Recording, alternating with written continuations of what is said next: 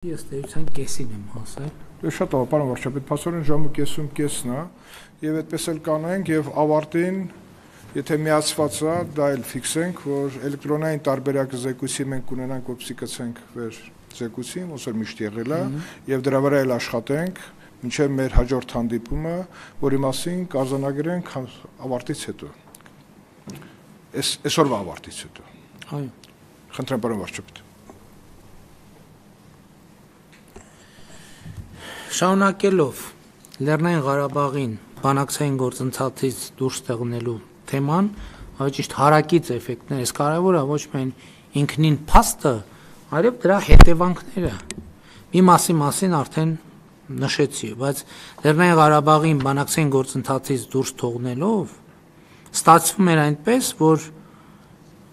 կառուցվածքային ֆունկցիոնալ առումով Հայաստանն էր ակամա կապ չունենալով դառնում ՄԱԿ-ի անվտանգության խորհրդի 1993 թվականի 4 բանաձևերի կատարման միակ պատասխանատու սուբյեկտը, որովհետև բանաձևերում տարածքների օկուպացիայի մեջ մեղադրվում էին Լեռնային Ղարաբաղի հայկական ուժերը,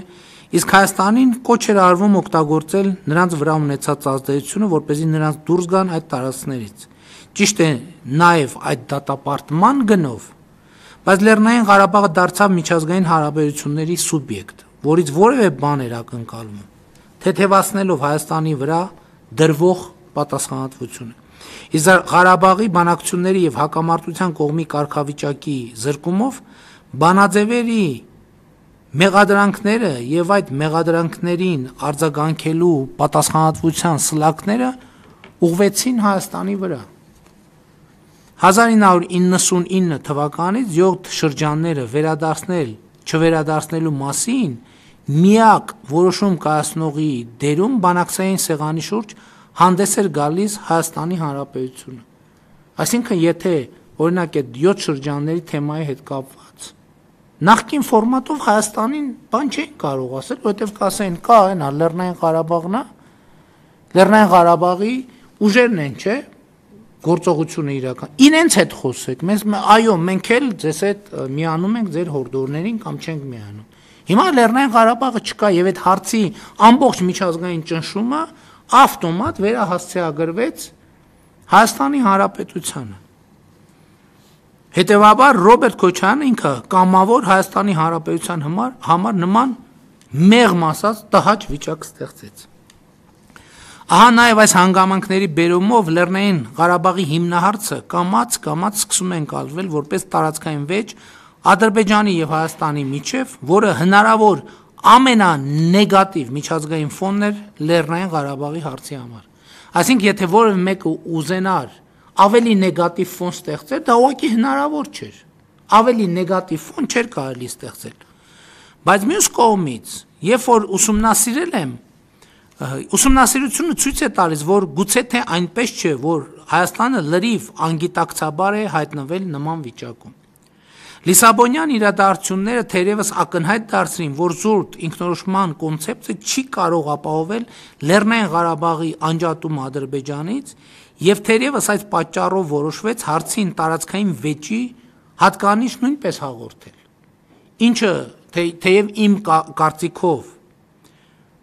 կոպիտ սխալ էր, որովհետև մենք դրանով կամա թե ակամա վերահաստատեցինք Լեռնային Ղարաբաղի Ադրբեջանի մաս լինելը, որովհետև եթե ասում ես տարածքային վեճը Ադրբեջանի եւ Հայաստանի միջև, եւս մեկ քայլ ես անում դա Ադրբեջանի մաս ճանաչելու համար, բայց սա դեռ քիչ էր, կասկածի տակ դրեցինք Հայաստանի տարածքային ամբողջականություն։ Այսինքն ի հայտ եկավ թեմա տարածք Հայաստան, Ադրբեջան, տարածքային վեճ եւ այլն։ Սա արտահայտվեց 1998-99 թվականներին, երբ բանակցային սեղանին հայտնվեց հարցի կարգավորման տարածքների փոխանակում հայեցակարգը, ըստ որի Հայաստանը իր տարածքից հատված պիտի տա Ադրբեջանին Ղարաբաղը ստանալու համար։ Սա ոչ այլ ինչ, քան Ղարաբաղը Ադրբեջանի կազմում ճանաչելու ակտ հնարավոր չէ ձևակերպել, որովհետև եթե քո տարածքից մի շրջան պիտի տաս Ադրբեջանին, որ ստանաց Ղարաբաղը, Նշանակում է Ղարաբաղը ճանաչում ես որպես Ադրբեջան։ Դա Մեղրիի տարբերակն է բնորոշում։ Այո, իսկ հիմա կանդրադառնանք։ Իսկ սեփական տարածքը հանում սակարկության։ Այսինքն պատկերացրեք, չի, եթե Հայաստանը չի ճանաչում Ղարաբաղը որպես Ադրբեջանի մաս, Ղարաբաղը վերցնելու համար ինչի է իր տարածքը սակարկության հանում։ Հարգելի գործընկերներ, սիրելի ժողովուրդ, այստեղ պետք է կրկին վերադառնամ ԵՀԿ 1999 թվականի Ստամբուլյան գագաթաժողովում ընդունված Եվրոպայում անվտանգության խարտիային։ Նախկինում, երբ քննադատել եմ այս խարտիայի ընդունմանը Հայաստանի կողմքը վյարկելը, դրան արձագանքել է Ռոբերտ Քոչարյանը կամ նրա գրասենյակը։ Արձագանքի իմաստը շատ հետաքրքիր է։ Այն է, որ ընդհակառակը ԵԱԿ Ստամբուլյան գագաթաժողովը հայկական դիվանագիտության հաղթանակն է, ըստ նրանց, որովհետև այնտեղ ընդունված հռչակագրում առաջին Ետխորհրդային տարածքի հակամարտությունները հատ-հատ հիշատակվում են եւ նշվում է, որ դրանք պետք է լուծվեն տարածքային ամբողջականության սկզբունքի հիման վրա, իսկ ահա Լեռնային Ղարաբաղի հակամարտությունը այդ շարքում չի հիշատակվում։ Երկրորդ, խարտիայի Լեռնային Ղարաբաղի հարցի կարգավորման բանակցային գործընթացին վերաբերվող հատվածում ոչինչ չի նշվում Ադրբեջանի տարածքային ամբողջականության մասին։ Սրանք Ռոբերտ Քոչարյանի կամ նրա գրասենյակի արձագանքն է։ Թվում է իսկապես զորեղ փաստարկներ են, բայց ինչ է դա նշանակում։ Խնդիրն այն է, որ այդ նույն թղթում ոչինչ չկա ոչ միայն Ադրբեջանի, այլև Հայաստանի տարածքային ամբողջականության մասին։ Ոչինչ չկա նաև ինքնորոշման մասին։ Իսկ Լեռնային Ղարաբաղի հակամարտությունը այս համատեքստում Աբխազիայի, Հարավային Օսեթիայի, Մեծդնեստրի հակամարտություններից եւ տարածքային ամբողջականության սկզբունքից առանձնացվել էր բոլորովին այլ, քիչ առաջ իմ կողմից հիշատակված մեկ այլ պատճառով։ Խնդիրն այն է, որ այդ ժամանակ Լեռնային Ղարաբաղի հարցի կարգավորման համատեքստում Ստամբուլյան գագաթաժողովի պահին շրջանառվում էր մեկ այլ փաստաթուղթ, որը եւ տարածքային ամբողջականության եւ ինքնորոշման իրավունքից անդին էր։ Այն մի կողմից որևէ առնչություն չուներ ինքնորոշման իրավունքի հետ, մյուս կողմից խախտում էր թե Հայաստանի, թե Ադրբեջանի տարածքային ամբողջականություն սկզբունքը եւ դա տարածքների փոխանակման փաստաթուղթն էր։ Այսինքն պատկերացնում եք ինչի այդ գագաթաժողովում հղում չկա ոչ տարածքային ամբողջականության, ոչ ինքնորոշման սկզբունքից, ոչ Ադրբեջանի, ոչ Հայաստանի տարածքային ամբողջականությանը, որովհետև այդ ընթացքում միջազգային դիվանագիտության հանրությունը գիտի, որ հիմա բանակցային սեղանին է դրվել կարգավորման փաստաթուղթ, որը կոչվում է տարածքների փոխանակման սկզբունք եւ կարծում եմ արժե այդ փաստաթղթից մի քանի առանցքային մեջբերումներ անել։ Մեջբերում եմ տարածքների փոխանակման սկզբունքներ։ Ադրբեջանի Հանրապետությունը եւ Հայաստանի Հանրապետությունը իրենց միջև արկա հակամարտությունը մշտական հիմքի վրա լուծելու, ինչպես նաև անկախ ազգային զարգացման ու խաղաղության, կայունության ու իրենց ժողովուրդների եւ իրենց տարածաշրջանի բարգավաճման ապահովման համար անհրաժեշտ պայմաններ ստեղծելու նպատակով պայմանավորվեցին ներքո շարադրյալի մասին։ Հոդված առաջին։ Սույն համաձայնագիրը ուժի մեջ մտնելուց հետո նախկին Լեռնային Ղարաբաղի ինքնավար մարզի տարածքը, Շուշիի շրջանն ու Լաչինի շրջանը, Փակագծերում 1988 թվականի եղած սահմաններում, ինչպես նշված է հավելվածում, փոխանցվում են Հայաստանի Հանրապետությանը։ Սույն համաձայնագիրը ուժի մեջ մտնելուց հետո Մեղրիի շրջանը 1988 թվականի եղած սահմաններում, ինչպես նշված է հավելվածում, փոխանցվում է Ադրբեջանի Հանրապետությանը։ Հոդված 2. Աղդամի, Ֆիզուլի, Ջեբրայելի, Կուբաթլի, Զանգելանի, Քելբաջարի, Ղազախի եւ Շահումյանի գրավյալ տարածքները 1988 թվականին եղած սահմաններում, ինչպես նշված է հավելվածում, անհապաղ փոխանցվում են Ադրբեջանի Հանրապետության քաղաքական եւ վարչական վերահսկողության ներքո։ Հոդված 3. Սույն համաձայնագիրը ուժի մեջ մտնելուց հետո ցանկացած պետության բոլոր ոչ սահմանակից տարածքները, փակագծերում անկլավները, փոխանցվում են այն պետությանը, որը շրջապատում է դրանք։ Հոդված 4. Սույն համաձայնագիրն ուժի մեջ մտնելուց անմիջապես հետո Հայաստանը սկսում է իրականացնել իր զինված ուժերի դուրսբերումը ադրբեջանական բոլոր գրավյալ տարածքներից, ներառյալ Աղդամի, Ֆիզուլի, Ջեբրայիլի, Կուբատլի, Շահումյանի, Քելբաջարի, Զանգելանի եւ Ղազախի շրջանները։ Զինուժի դուրսբերումը պետք է ավարտվի սույն համաձայնագիրն ուժի մեջ մտնելուց հետո 60 օրվա ընթացքում։ Այդ ուժերի հետ քաշման եւ տեղափոխման պլանավորումն ու իրականացումը կատարվի միջազգային դիտորդական ուժերի աջակցությամբ 10-11 հոդվածների դրույթներին համապատասխան։ Հոդված 5. Սույն համաձայնագիրը ուժի մեջ մտնելուց անմիջապես հետո սկսվում է Մեղրիի շրջանի բնակչության եւ ներկայումս Աղդամի, Ֆիզուլի, Ջեբրայիլի, Կուբատլի, Զանգելանի, Քելբաջարի եւ Շահումյանի շրջաններում բնակվող հայերի անվտանգ եւ կամավոր տեղափոխումը Հայաստանի Հանրապետության տարածք։ Այդ տեղափոխությունը պետք է ավարտվի սույն համաձայնագիրն ուժի մեջ մտնելուց հետո 60 օրվա ընթացքում։ Այդ տեղափոխության պլանավորումն ու իրականացումը պետք է կատարվի միջազգային դիտորդական առաքելության հսկողությամբ, որը նախատեսված է սույն համաձայնագրի 10-11 հոդվածներին համապատասխան։ Մեղրիի շրջանը առաջին հերթին կբնակեցվի այդ հակամարտության հետևանքով տեղահանված ադրբեջանի քաղաքացիներով։ Յուրաքանչյուր պետություն պատասխանատու է իր քաղաքացիների տեղափոխման համար եւ պետք է համագործակցի մյուս պետության եւ միջազգային դիտորդական առաքելության հետ։ Յուրաքանչյուր պետություն պետք է ապահովի բնակավայրերի եւ մյուս ենթակառուցվածքների պաշտպանությունը փոխանցվող շրջաններում նպատակ ունենալով կանխել դրանց անպամոնտաժումը, վնասումը կամ ավերումը։ Մնացած հոդվածները չեմ հրապարակում, այդ փաստաթուղթներն իրականում համացանցում հասանելի է։ Այս փաստաթուղթը իրականում արձանագրում է Լեռնային Ղարաբաղի հիմնախնդրի կարգավորման վերաբերյալ հայկական հիմնարար պատկերացումների մահը։ Ճիշտ է, այն չի ընդունվել, ընդ որում կա կարծիք եւ ես կիսում եմ այդ կարծիքը, որ այս փաստաթղթի իրականացումը կանխել են Կարեն Դեմիրճյանը եւ Վազգեն Սարգսյանը իրենց կյանքով, եթե ամսաթվերին ուշադրություն դարձրեցիք Ստամբուլյան գագաթաժողով, փաստաթուղթ եւ այլն, դրանք բոլորը խոսքը 1999 թվականի օգոստոս, սեպտեմբեր, հոկտեմբեր, նոյեմբեր ամիսների մասին է, ինչքան էլ ժխտեն այդ գործընթացները, կան կոնկրետ մարդիկ, կան կոնկրետ վկայություն։ Վազգեն Սարգսյանի գրառում կա, Մեղրին սովորական տարածք չի։ Վազգեն Սարգսյանի ելույթը կա, հուշեր կան,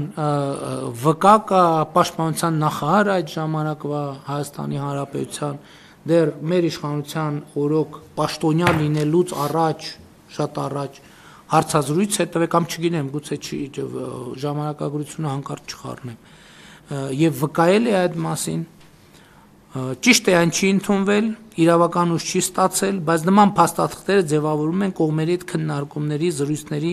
բանավեճերի արդյունքում եւ նրանց մի անգամ ձևակերպված բովանդակությունը այլևս ոչ միտեղ չի կորում եւ մենք բոլորս սրանում համոզվեցինք 44-օրյա պատերազմի շրջանում տեղի ունեցած բանակցային մանրամասների վերը բերած շարադրանքներով։ Ընդ որում ես ասում եմ, սրանք ոչ միայն պատմական փաստեր են,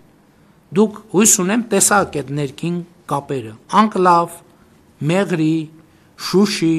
որը վերը նշված շարադրանքում դուրս է դրվում Լեռնային Ղարաբաղի ինքնավար մարզի կազմից։ Եվ դուք տեսակ 20 թվականի նոյեմբերի խոսակցություններում այդ նույն թեմաների արկայությունը, իրավական ուժ չունի։ Բայց բոլոր այդ թեմաները, որ այն ժամանակ քննարկվել են, իրենք նորից հայտնվում են բանակցային սեղաններին։ 22 տարի մեր հանրությունը այս ամենի մասին գրեթե ոչինչ չէր լսել մի պարզ պատճառով, որովհետև ինչպես ասացի, Լեռնային Ղարաբաղի հարցի շուրջ կար երկու իրականություն՝ նեղ փորձագիտական եւ լայն հանրային, որոնք իրար հետ չէին հաղորդակցվում, որոնք հակադիր էին իրար, երբեմն չէին կռահում մեկը մյուսի գոյության մասին։ Իրավական ոչ մի ուժ չուներ նաև 1996 թվականի ԵԱԿ Լիսաբոնի գաթաժողովի նախագահողի հայտարարությունը, բայց այն արտահայտում է միջազգային հանրության տեսակետը, որը քայլ առ քայլ, կաթիլ առ կաթիլ արձանագրվում էր ամենատարբեր միջազգային փաստաթղթերում։ 1999-2000 թվականի արդյունքներով Հայաստանն ու Արցախը հայտնվեցին հայաստանյան եւ միջազգային նեղ փորձագիտական մամլիչի ատամների արանքում, եւ այդ ատամները կրիայի քայլերով, նույնիսկ հնարավոր է կրիայի քայլերից էլ դանդաղ, բայց սկսվեց սեղմվելու գործընթացը։ Վերադառնալով բանակցային գործընթացի բովանդակությանը, պիտի արձանագրենք, որ ի վերջո վերը հիշատակված փախստաթուղթը արդեն 2001 թվականներին հոկտեմբերի 27-ից հետո վերաձևակերպվեց Քիվեսցյան գործընթացի, որի առանցքային իմաստը հետևյալն էր. Հայաստանը Ադրբեջանին պետք է տար ոչ թե մեղրի շրջանն այլ ամբողջությամբ, այլ այդտեղով անցնող արտատարածքային միջանցք, փոխարենը ստանալով Լաչինի միջանցքը։ Էլի տեսնում եք, չէ, զուգորդումները 20 տարի առաջվա եւ 20 տարի հետոյի խոսակցությունների։ Այս տարբերակում արդեն էական տարբերությունն այն էր, որ Լեռնային Ղարաբաղը ոչ թե Ադրբեջանի կազմից դուրս պիտի լիներ, այլ Ադրբեջանի կազմում ինքնավարության կարգավիճակով։ Սա էլ լուսաբանված նրբություն չի մեզանում, որովհետև տարածքների փոխանակման կոնցեպտի շրջանակներում դա ինչ որ ձևով հետայաց արդարացնելու համար փորձեր արվում ասել, թե Քիվեստը իրականում Լեռնային Ղարաբաղի անկախության մասին է, բայց երբ որ այդ ժամանակաշրջանի միջազգային ամենահեղինակավոր մամուլի հրապարակումներն ենք նայում եւ արտահոսքերը, ի դեպ ցավոք արխիվային փաստաթղթեր չկան, սա նույնպես բանակցային գործընթացի հաջորդ առանձնահատկությունն է, որտեղ այսօր ես ինչ եմ եկել, ինչ որ բաներ ես վարչապետ դառնալուց հետո ինքս էլ ամիսներով աշխատելն եմ այս կտորները հավաքելու համար։ Ես այսօր պետքա գայի ձեր մոտ հատորյակներով, ասեի, ես առաջին հատոր ես, երկրորդ հատոր ես, երրորդ ես փաստաթուղթ ես, չկա, այդ ամեն ինչ չկա։ Այս ինչ որ բացահայտվել է, կներեք, արտահոսքերի եղանակով ու ճանապարհով է բացահայտվել տարբեր ժամանակներում։ Բայց ինչպես գիտեք, Քիվեսյան տարբերակի շուրջ նույնպես կողմերը համաձայնության չեկան։ Քննիչ հանձնաժողովի հարգելի նախագահ, հանձնաժողովի հարգելի անդամներ, սիրելի ժողովուրդ։ Լեռնային Ղարաբաղի հակամարտության կարգավորման բանակցային գործընթացի եւ տրամաբանության ամբողջական պատկերացման համար կարևոր է անդրադառնալ նաեւ բանակցային պատմության այսպես կոչված ընդհանուր պետություն փաթեթին, որը վերևում արդեն հիշատակեցի։ Ինչն է այստեղ հետաքրքիր, որ Հայաստանն ու Լեռնային Ղարաբաղը համաձայնվել էին այդ փաթեթը ընդունել որպես բանակցային հիմք, չնայած Լեռնային Ղարաբաղը պիտի լիներ Ադրբեջանի միջազգայինորեն ճանաչված սահմանների ներսում, այսինքն Ադրբեջանի կազմում եւ Լեռնային Ղարաբաղի բնակիչներն էլ պիտի կրեին ադրբեջանական անձնագրեր Լեռնային Ղարաբաղ նշումով։ Իսկ Ադրբեջանը չհամաձայնվեց այդ փաթեթը ընդունել որպես բանակցությունների հիմք, որովհետև Լեռնային Ղարաբաղի բարձր ինքնավարության կարգավիճակը, որն առաջարկում էր այդ փաթեթով, շատ բարձր էր թվացել Ադրբեջանին։ Բայց այստեղ առանցքային նրբությունն այն է, որ 1998 թվականին Լեռնային Ղարաբաղի շուրջ Տեր-Պետրոսյանի դիրքորոշումները պարտվողական համարելու ֆոնին իշխանության եկած Ռոբերտ Քոչարյանը հենց պաշտոնավարման մեկնարկից փակ դռների ետևում սկսեց քննարկել եւ ընդունելի համարել այնպիսի տարբերակներ, որոնք Լեռնային Ղարաբաղը աներբա ճանաչում էին որպես Ադրբեջանի մաս։ Բայց սա տեղի էր ունենում բանակցային փաստաթղթերում, որոնք գաղտնի էին եւ հանրության աչքից հեռու։ Իսկ հանրային հաղորդակցության մեջ պետական քարոզչության մակարդակում տեղի էր ունենում հակառակը։ Սա շատ կարեւոր նրբություն է, որի վրա կուզեմ մեր բոլորի ուշադրությունը հրավիրել։ Այս ընթացքում էր, որ Հայաստանի հերոստատեսությունները այդ թվում Հանրային հեռուստաընկերությունը եղանակի տեսության ժամանակ սկսեց օգտագործել Հայաստանի Լեռնային Ղարաբաղի եւ հարակից 7 շրջանների միասնական քարտեզը։ Այդպիսի քարտեզներ հայտնվեցին հանրային վայրերում, նույնիսկ պետական հաստատություններում, չնայած բանակցային գործընթացի ոչ մի դրվագ երբևէ չի ենթադրել, որ առնվազն Լեռնային Ղարաբաղը շրջապատող 7 շրջանները կարող են չվերադարձվել Ադրբեջանին։ Չի եղել պարզապես այդպիսի դրվագ։ Տեղի են ունեցել այդ ժամանակներում, տեսեք կուլիսներում ինչ էր տեղի ունենում։ Հիմա եկեք տեսնենք հանրային հարթակում ինչ էր տեղի ունենում։ Տեղի են ունեցել եւ տեղի են ունենում անվանափոխություններ։ Ֆիզուլին դարձավ Վարանդա, Աղդամը Ակնա, Կուբաթլին Սանասար, Զանգելանը Կովսական, Ջեբրայիլը Մեխակավան։ Չնայած կրկնում եմ,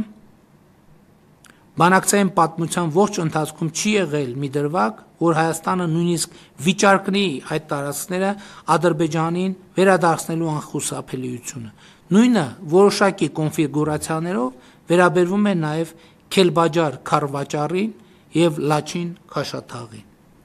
Ահա այսպես գրավված այս ձևակերպումը Լևոն Տեր-Պետրոսյանինն է կամ օկուպացված ձևակերպումը Վարդան Ոսկանյանինն է, հրապարակային են նրանք ձևակերպել։ Տարածքները դարձան ազատագրված տարածքները դարձան հայրենիք։ Բայց այսպես էր միայն հեռուստացույցի էկրաններին։ Բանակցությունների սեղանի շուրջ Վարանդան շարունակում էր մնալ Ֆիզուլի, Սանասարը Կուբաթլի, Մեխակավանը Ջեբրայիլ, Կովսականը Զանգելան, Քարավաճարը Քելբաջար, Քաշաթաղը Լաչին, Ակնան Աղդամ։ Իսկ հողի վրա ազատագրված կամ գրավված կամ օկուպացված տարածքներում հիմնականում մոլախոտ էր աճում, իսկ տեղ որոշ գեներալներ էին հացահատիկ աճեցնում, ժամկետային զինծառայողների ձրի աշխատուժն ու բանակի ձրի տեխնիկան ու վառելիքը օգտագործելով։ Իսկ Լեռնային Ղարաբաղը, որը բանակցությունների ողջ ընթացքում այսպես թե այնպես ճանաչվում էր որպես Ադրբեջանի մաս, Հայաստանի պաշտոնյաների հրապարակային խոսույթում երբեք չէր եղել եւ երբեք չէր լինի Ադրբեջանի կազմում, որովհետեւ ըստ այդ ընկալման, ինչպես Ադրբեջանն էր անկախացել Խորհրդային Միությունից, այնպես էլ Լեռնային Ղարաբաղի ինքնավար մարզն էր անկախացել Խորհրդային Միությունից կամ Խորհրդային Ադրբեջանից։ Այդ ինչպես շատ պարզ 1991 թվականի դեկտեմբերի 10-ի անկախության հանրաքվեով եւ սա ըստ էության երկար տարիներ Հայաստանի Հանրապետության պաշտոնական խոսույթներ։ Ահա այս պայմաններում է, որ Քիվեստից հետո խմորվեցին եւ 2007 թվականին պաշտոնապես սեղանին դրվեցին այսպես կոչված մադրիդյան սկզբունքները, որոնք ասում էին, որ Լեռնային Ղարաբաղի վերջնական իրավական կարգավիճակը կորոշվի ապագայում տեղի ունենալիք հանրաքվեով։ Այս բարեհուր ձևակերպմամբ վերջին քարը դրվեց Լեռնային Ղարաբաղի Ադրբեջանի կազմում չլինելու դամբարանին, որովհետև այն պահին, երբ Հայաստանն ու Ադրբեջանը համաձայնվեցին մադրիդյան սկզբունքներն ընդունել որպես ԼՂ հարցի կարգավորման բանակցային հիմք, 1991 թվականի դեկտեմբերի 10-ին Լեռնային Ղարաբաղում տեղի ունեցած անկախության հանրաքվեի արդյունքները առնվազն դիվանագիտական առումով եւ քաղաքականապես զրոյացվեցին։ Այն պարզ պատճառով, որ եթե կարգավիճակը որոշվելու է ապագայում տեղի ունենալիք հանրաքվեով, ուրեմն անցյալում տեղի ունեցած հանրաքվեով կարգավիճակ չի որոշվել։ Այսինքն հանրաքվեի միակ իմաստն ու նպատակը, որը Լեռնային Ղարաբաղի կարգավիճակի որոշումն էր, անկախության ամրագրումը որպես բանակցային գործոն, ահա այդ պահից զրոյացվել է։ Այստեղ ծագում է մի չափազանց հետաքրքիր հարց։ Եթե 1991 թվականի դեկտեմբերի 10-ի հանրաքվեի արդյունքները զրոյացվում են, նշանակում է արդյոք,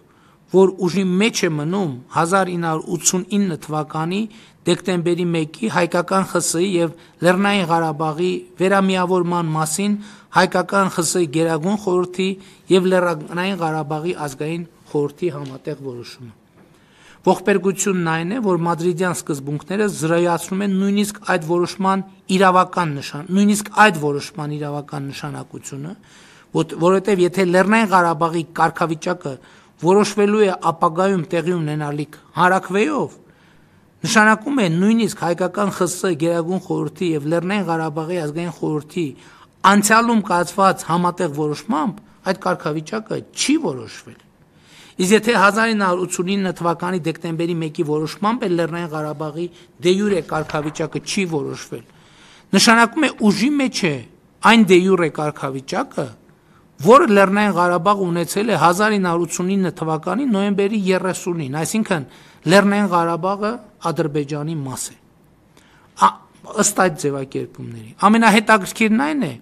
որ մադրիդյան սկզբունքների այդ ձևակերպման հեղինակը Հայաստանի նախկին արտաքին գործերի նախարար Վարդան Օսկանյանն է։ Եվ նա հրապարակային իրեն համարում է մադրիդյան սկզբունքների այդ ձևակերպման հայրը,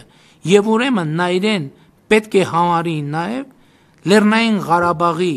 Ադրբեջանի կազմում չլինելու դե յուրե բոլոր հիմքերը ջախջախելու փաստարկների հայրը։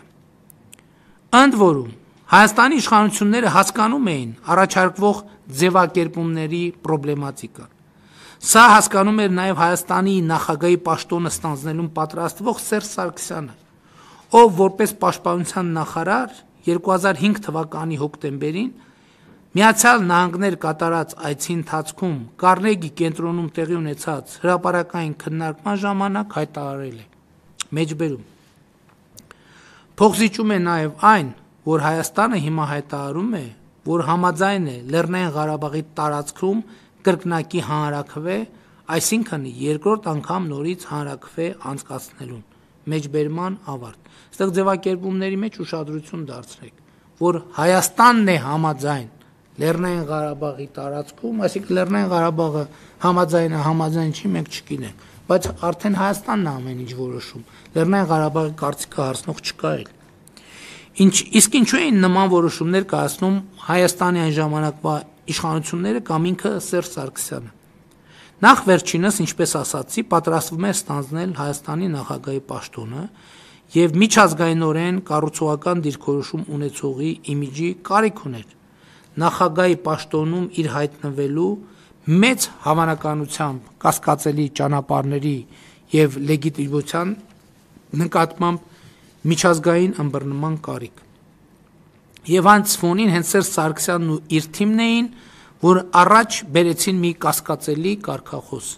վատագույն բանակցություններն ավելի լավ է, քան լավագույն պատերազմը։ Ուշադրություն դարձրեք, վատագույն բանակցությունները ավելի լավ են, քան լավագույն պատերազմը։ Նրանք այդպես էլ չհասկացան, իսկ եթե հասկացան ավելի վատ,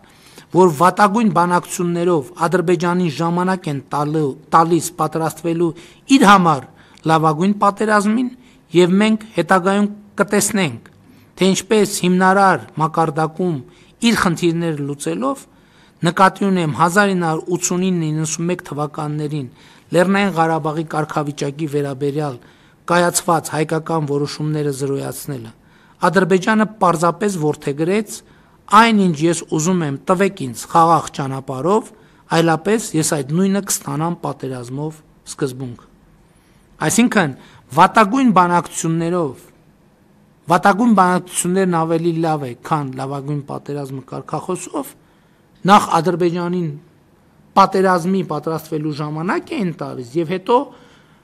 կապում էին Հայաստանի ձեռքերն ու ոտքերը, որ մի X պահի Հայաստանը եւ Ղարաբաղը հայտնվեն անելանելի վիճակում եւ մենք հիմա այդ դինամիկան կտեսնենք։ Ուրեմն այն, որ Ադրբեջանը իր հիմնարար խնդիրները լուծելով 1989-91 թվականներին Լեռնային Ղարաբաղի կարգավիճակի վերաբերյալ կայացրած հայկական որոշումները զրոյացնելով պարզապես որդեգրեց այն, ինչ ես ուզում եմ, տվեք ինձ խաղաղ ճանապարհով, այլապես ես այդ նույնը կստանամ պատերազմով սկզբունքը, դրա մասին վկայում է ինքը Սերժ Սարգսյանը 2016 թվականի նոյեմբերի 17-ին «Ռոսիա Սեգոդնիա» հեռուստատեսությանը տված հարցազրույցում, նշված հարցազրույցը առկա է համացանցում, բայց ես կմեջբերեմ։ Սերժ Սարգսյանը ասում է. մենք մի քանի անգամ մոտ ենք ստորագրելու փաստաթուղթը, որտեղ բոլոր այդ սկզբունքները հստակ արտացոլված էին, այսինքն հայկական կողմերը Լեռնային Ղարաբաղն ու Հայաստանը թողնում են այն տարածքները, որոնք ներկայումս զբաղեցված են որպես անվտանգության գոտի, այն տարածքները, որոնց մասին ադրբեջանցիներն ասում են, որ դրանք օկուպացված են, անվանում են բռնազավթված, ադրբեջանական 7 շրջանները, այն տարածքները, որոնք ադրբեջանցիներն անվանում են բռնազավթված, թողնում ենք տարածքները եւ հեռանում։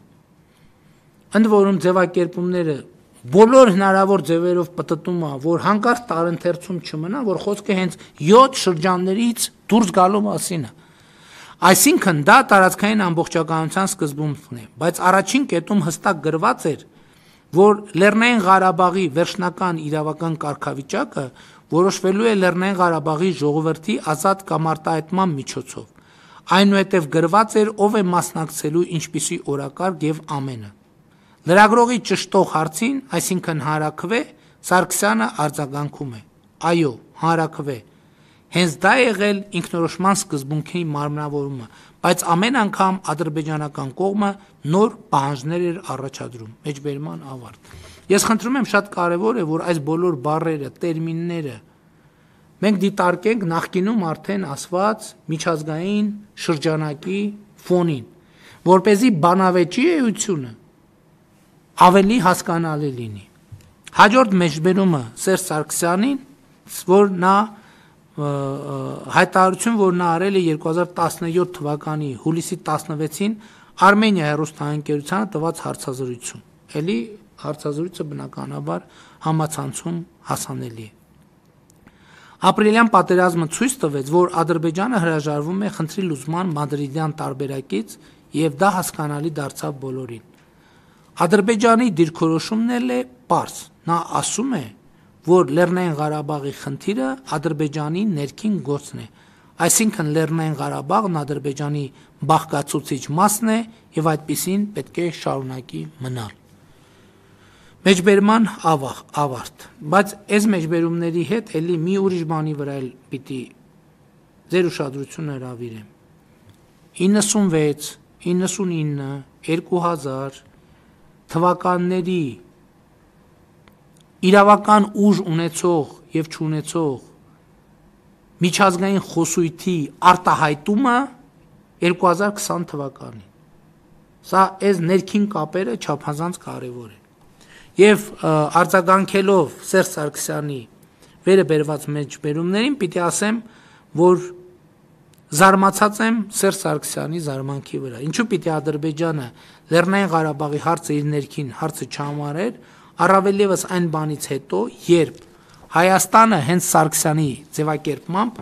փողզիջում է արել եւ ինչպես ցույց տվեցի քիչ առաջ մադրիդյան սկզբունքների ընդունմամբ զրոյացրել Հայաստանի եւ Լեռնային Ղարաբաղի վերամիավորման 1989 թվականի որոշումն ու Լեռնային Ղարաբաղում 1991 թվականի անկախության հանրաքվեի արդյունքը։ Սա կրկնում եմ, այն ֆունդամենտալ խնդիրն էր, որն Ադրբեջանը լուծեց մադրիդյան սկզբունքներով։ Մադրիդյան սկզբունքներով Ադրբեջանը եւս մեկ անգամ արձանագրեց, ինչպես Վարդան Նոսկանյանն էր ասում, օկուպացված կամ ինչպես Լևոն Տեր-Պետրոսյանն էր ասում, գրավված 7 տարածքների վերադարձի հայկական կողմի պարտավորությունը։ Դիվանագիտական քաղաքական այս արձանագրումները ավելի ուշ հետաքրքիր կերպով ստացան նաև դե յուրե արտահայտություն։ Սա հիշեք 2007 թվականին ընդունվում է մադրիդյան սկզբունքները, հետո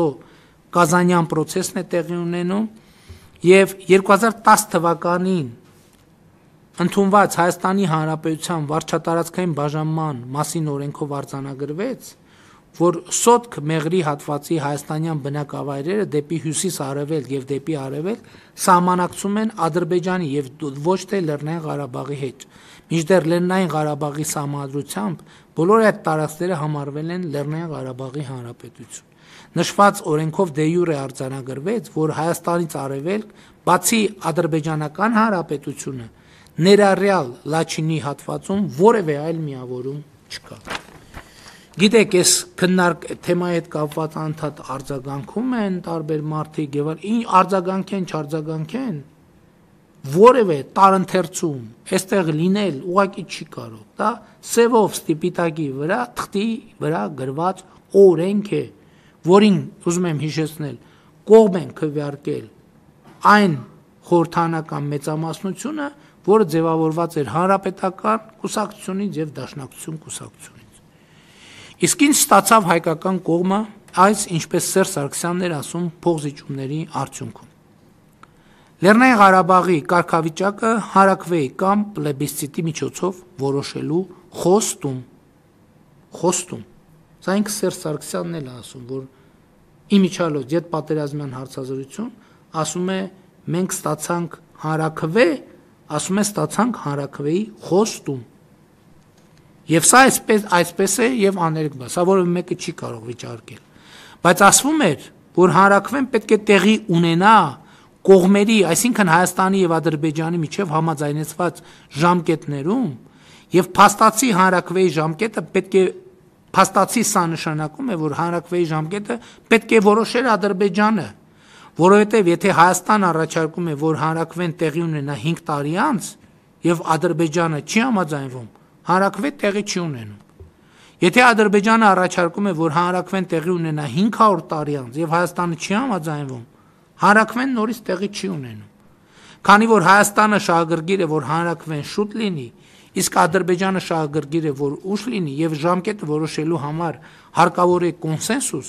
փաստացի ստացվում է, որ վճռական ձայնը պատկանում է նրան, ով շահագրգռված է, որ հանրակվեն կամ ուշ լինի կամ ընդհանրապես չլինի։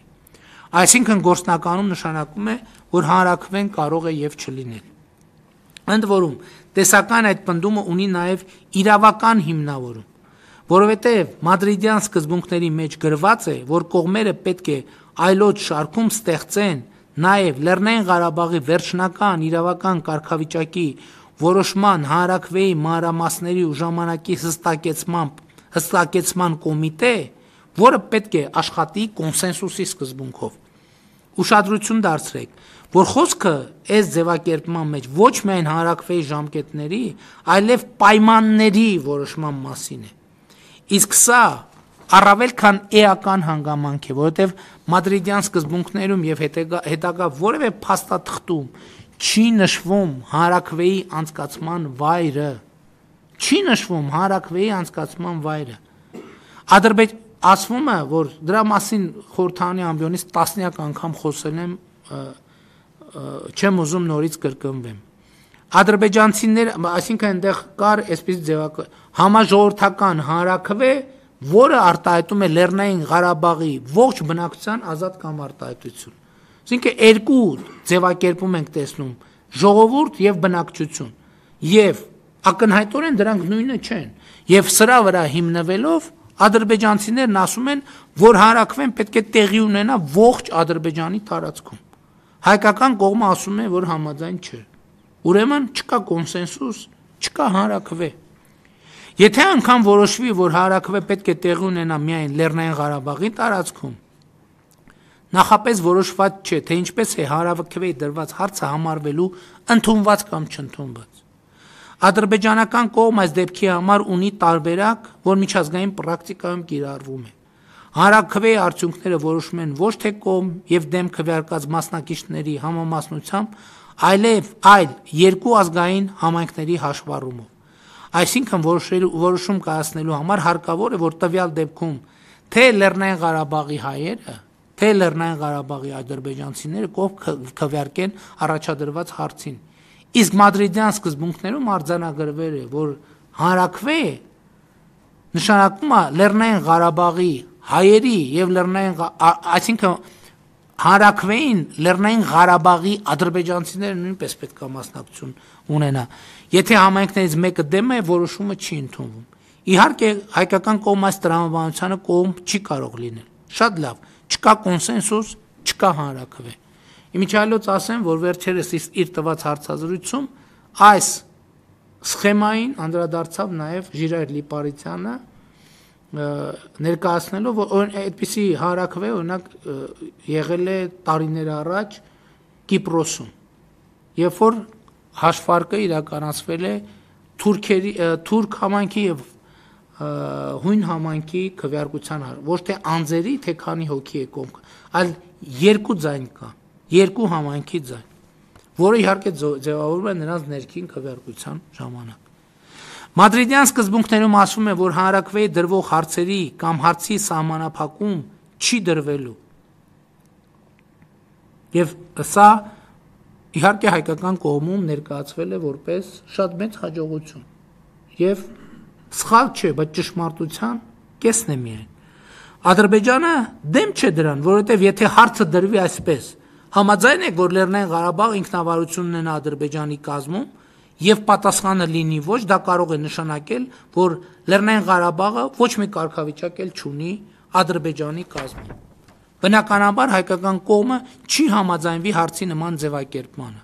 այլ ձևակերպմանը չի համաձայնվի, այլ ձևակերպման չի համաձայնվի ադրբեջանական կողմը։ Շատ լավ, չկա կոնսենսուս, չկա հանրաքվե ուրեմն։ Հայկական կողմը իհարկե ողջ սրությամբ տեսնում եւ զգում է այս ռիսկերը եւ Սերժ Սարգսյանի նախագահության շրջանում այդ ռիսկերը փորձ է արվում կառավարել այսպես կոչված Կազանյան գործընթացով։ Այս գործընթացով փորձ է արվում առաջ մղել բանակցային երկու առաջարկ։ Մինչև վերջնական կարգավիճակի ճշգրտումը Լեռնային Ղարաբաղը ստանում է միջանկյալ կարգավիճակ։ 7 շրջաններից 5-ը վերադարձում են առաջին փուլով, իսկ Քելբաջարն ու Լաչինը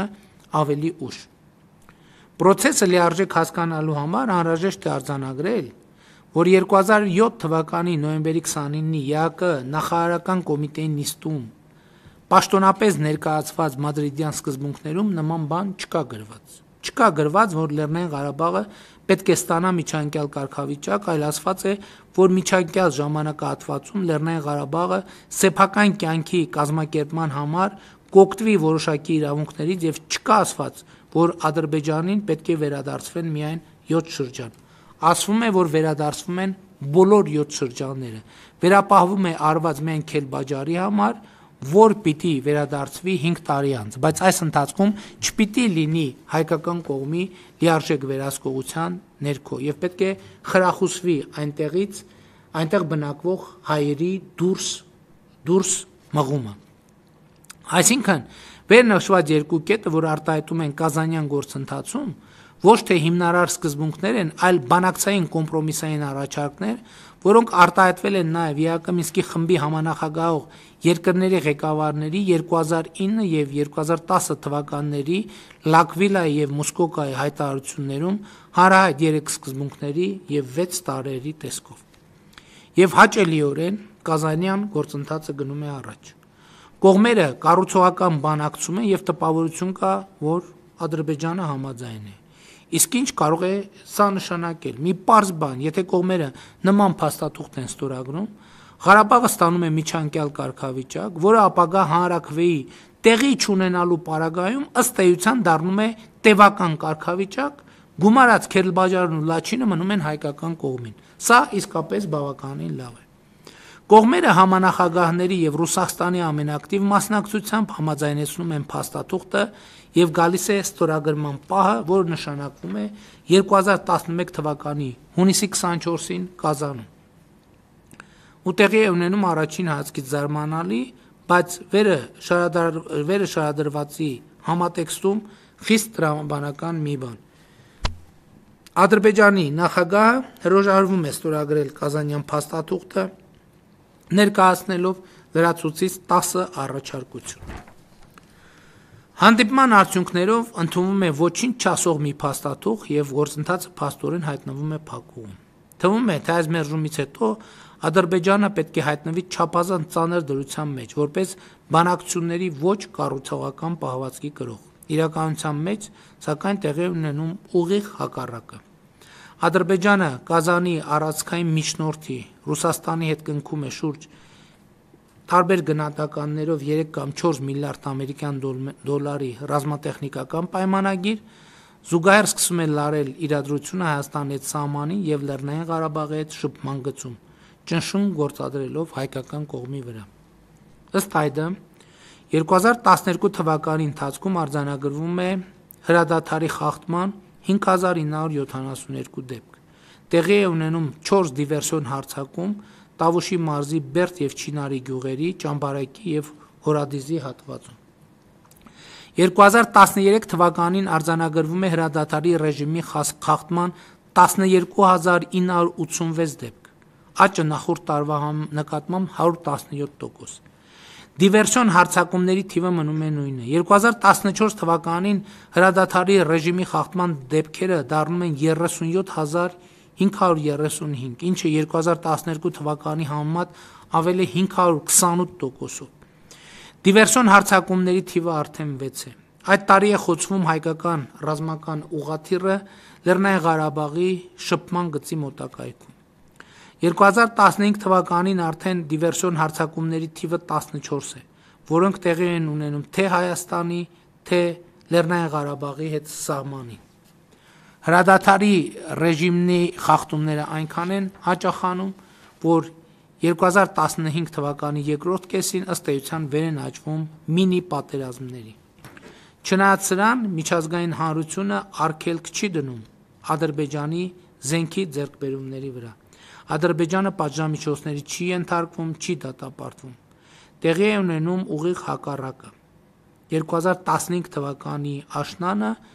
իսկ ավելի պաշտոնապես 2016 թվականի հունվարին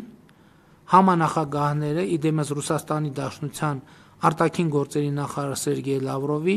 ներկայացնում են կարգավորման նորացված առաջարկ, որտեղ Լեռնային Ղարաբաղը ստանում է միջանկյալ կարգավիճակ արտահայտությունը տեղ չի գտնում։ Միջնորդների անունից նաև Հայաստանին ասվում է, որ լավ կլինի հրաժարվել Լեռնային Ղարաբաղին այդպիսի միջանկյալ կարգավիճակ հաղորդելու ակնկալիքից։ Այսինքն առնվազն 5 շրջանները պետք է Ադրբեջանին վերադարձվի առանց Ղարաբաղի միջանկյալ կարգավիճակի, մինչդեռ այդպիսի կարգավիճակը արձանագրվում էր 2011 թվականի Կազանյան փաստաթղթում։ Հայկական կողմը ըստ էության մերժում է խիստ անընդունելի առաջարկը եւ դրանից ընդամենը 2.5 ամիս անց սկսվում է 2016 թվականի ապրիլյան քառօրյա պատերազմը, որը ավարտվում է հայկական կողմի համար 700 կամ 800 հեկտար տարածքի կորստով եւ բանավոր ձեռքբերված հրադադարով։ Ուշադրություն դարձրեք, 2016 թվականի 4-օրյա պատերազմը դադարեցնելու մասին փաստաթուղթ գոյություն չունի։ Դա նշանակում է, որ 2016 թվականի ապրիլի 4 օրից հետո այդ պատերազմը չի ավարտվել։ Որովհետև պատերազմը չի ավարտվել։ Այսինքն ինչ որ բանավոր պայմանավորվածություն է ձեռք բերվել, դուք տեսաք 2020 թվականի պատերազմի ընթացքում մենք նույնիսկ 5 անգամ գրավոր ենք պայմանավորվածություն ձեռք բերվել։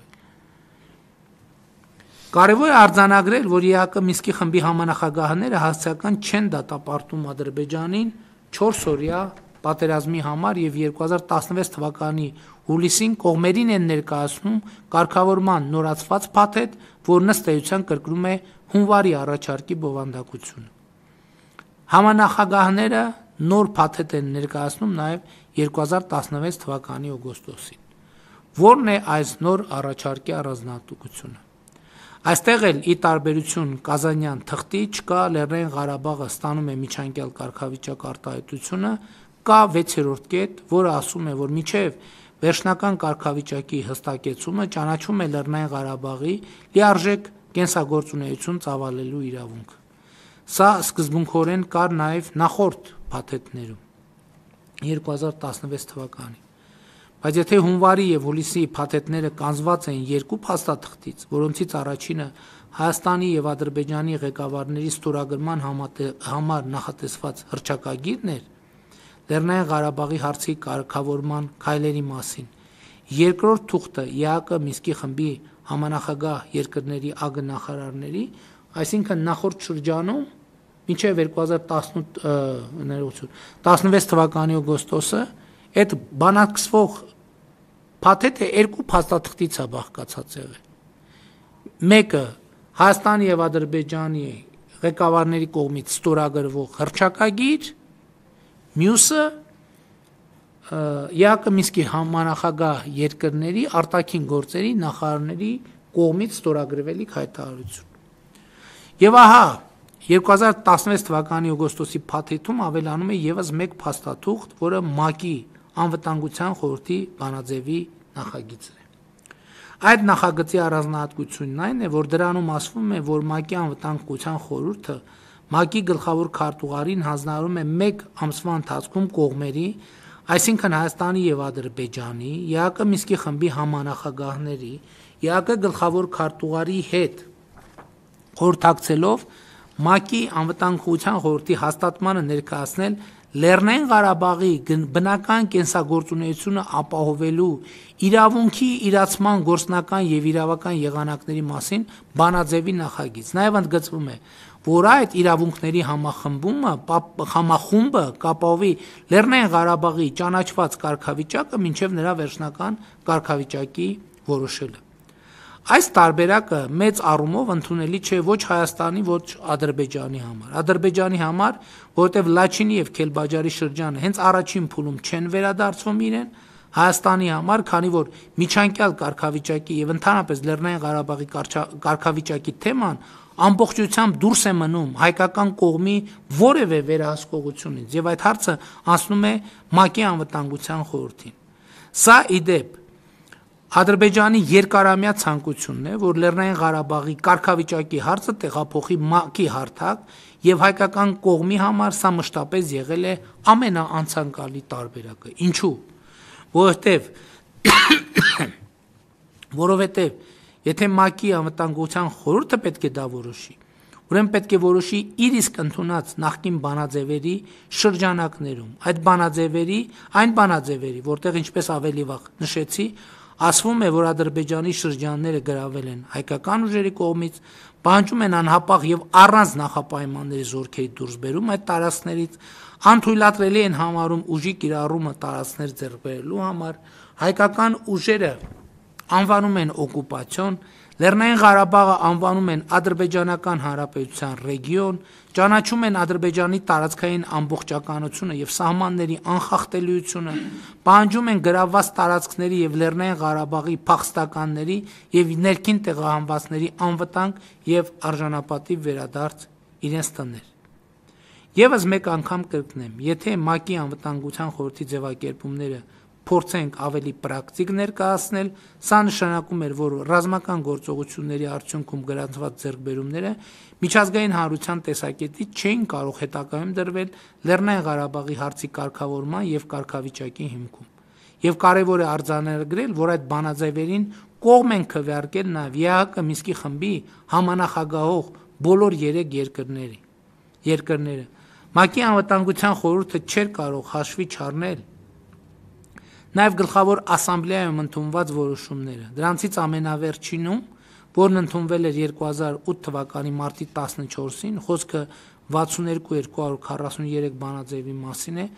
ըստ էության կրկնում էր Լեռնային Ղարաբաղի հարցով անվտանգության խորհրդի ընդունված 4 բանաձևերի խոսույթը։ Իդեպ նախկինում այս մասին, երբ որ խոսել եմ անվտանգության խորհրդի ներգրավվածության մասին,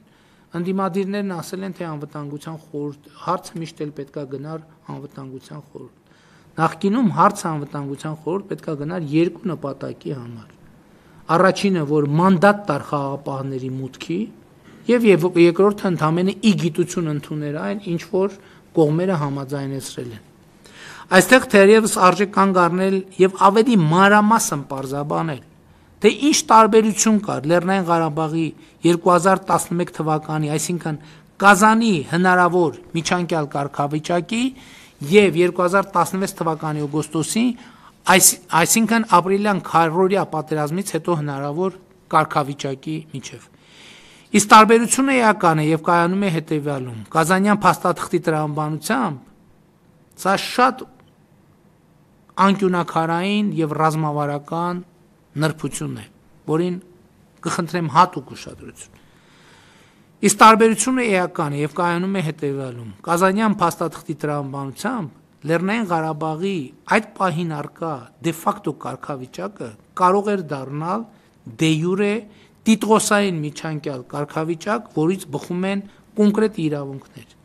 Իսկ 2016 թվականի փաստաթղթի տրամաբանությամբ սեփական կյանքի կազմակերպման համար տրվող իրավունքներն էին համարվում կարգավիճակ, այսինքն կարգավիճակ էր համարվում այն, ինչը կարգավիճակ չէ։ Բայց նույնիսկ սա պատմության ամենախնդրահարույց մասը չէ։ Ամենախնդրահարույց մասն այն է, որ 2016 թվականի օգոստոսից հետոյի տարբերակում Լեռնային Ղարաբաղին տրվող իրավունքներն ու դրանց իրականացման մեխանիզմները պետք է սահմանվեն 0-ից ՄԱԿ-ի ԱԽ-ի որոշման համաձայն, եւ այդ պահին Լեռնային Ղարաբաղում հաստատված որևէ իրողության վերահաստատումը կլիներ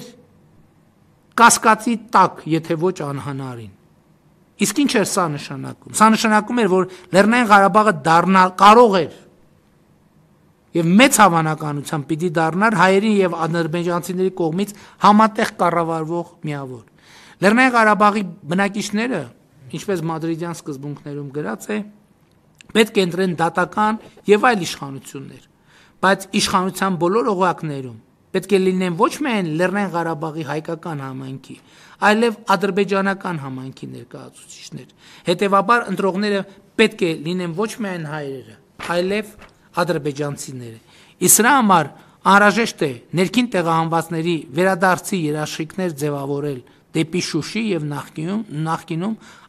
ադրբեջանաբնակ այլ բնակավայրեր։ Եվ այդ երաշխիքները պետք է լինեն գործում։ Սա էլ իր հերթին նշանակում էր, որ Լեռնային Ղարաբաղի իշխանության օղակների նոր ընտրությունների հարց կարող էր առաջանալ,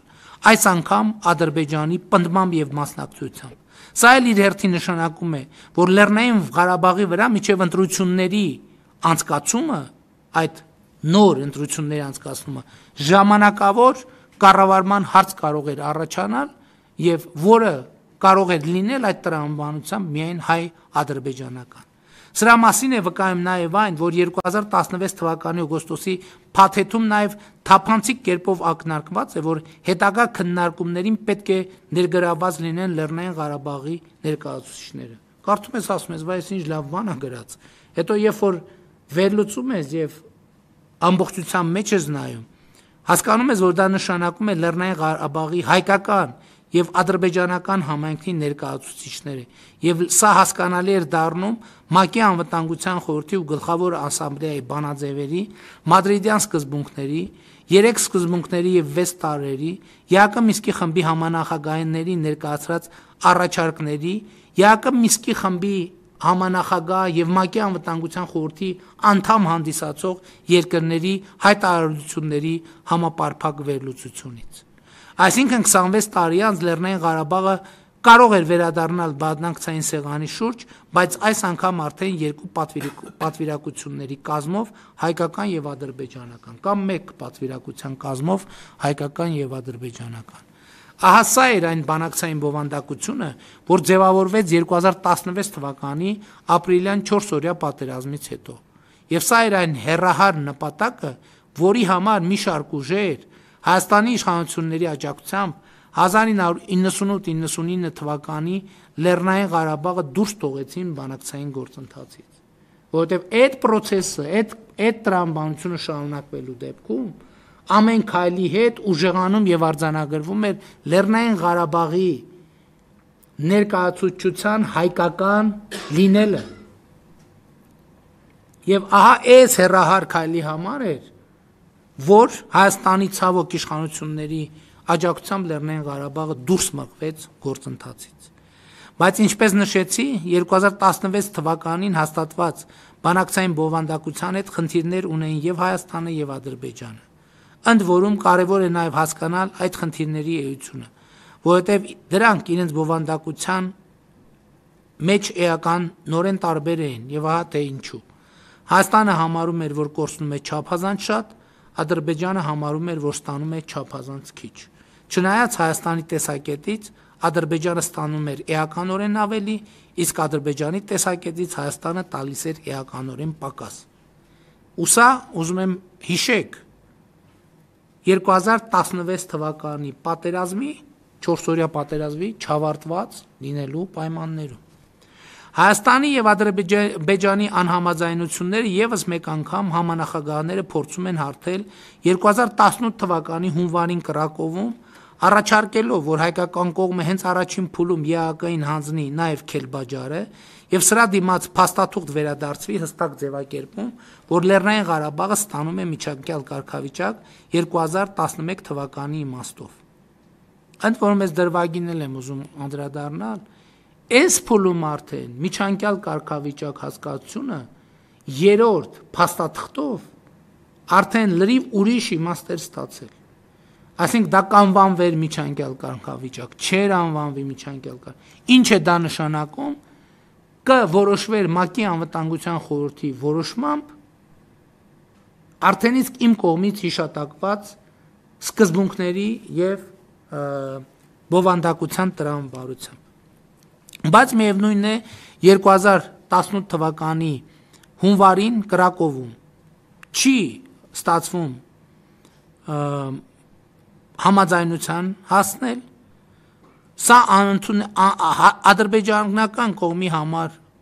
անընդունելի է նաև այս տարբերակ, ով ասում է, որ Լեռնային Ղարաբաղը ստանում է միջանկյալ կարգավիճակ, արտահայտությունը չպետք է տեղ գտնի փաստաթղթում եւ որ հենց առաջին փուլում պետք է վերադարձի ոչ միայն Քելբաջարը, այլև Լաչինը։ 2018 թվականի հունվարին տեղի ունեցած Կրակովի այս հանդիպումից հետո եւ դրա արդյունքներով է Սերժ Սարգսյանը 2018 թվականի ապրիլի 17-ին Ազգային ժողովի ամբիոնից անում իմ կողմից բազմիցս մեջբերված հայտարարությունը։ Այդ օրը հիշեցնեմ, Ազգային ժողովի ամբիոնից Սերժ Սարգսյանը պատասխանելով Լեռնային Ղարաբաղի հարցի կարգավորման վերաբերյալ պատգամավոր Կարեն Բեքարյանի հարցին հայտարարել է. Բանակցային գործընթացը լավատեսություն չի ներշնչում,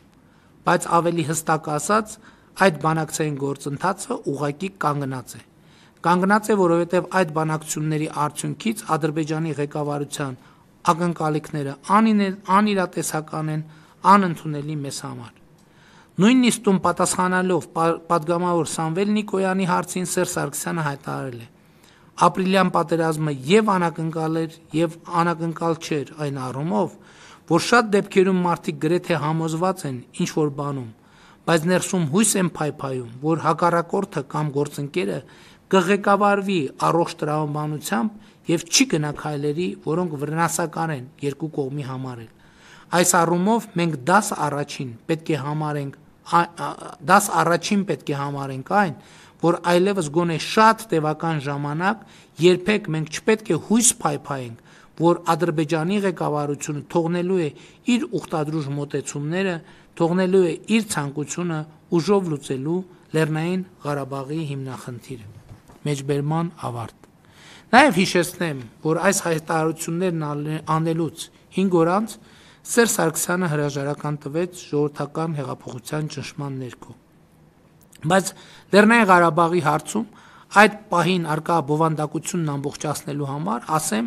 որ Կազանյան ձախողումից հետո մի գաղափար է շրջանառվում, որի որոշ դրվագներ ըստ էության արտահայտվում են նաև ԵԱԿ Մինսկի խմբի համանախագահների 2016 թվականին ներկայացված փաթեթներում, որի իմաստը հետևյալն է. գուցե պարզապես հայկական կողմը 5 շրջաններ վերադարձնի, իսկ Լեռնային Ղարաբաղ ընթացիկ կարգավիճակի հարցը թողնվի անորոշ, փորձագիտական շրջանակներում եւ մամուլում սա անվանում են Լավրովյան պլան։ Սա ասում եմ ուղղակի մեր աշխատանքը հեշտացնելու համար, որովհետեւ պաշտոնապես նման վերնագրով, նման պլան եւ խոսույթ ըստ էության գոյություն չունի։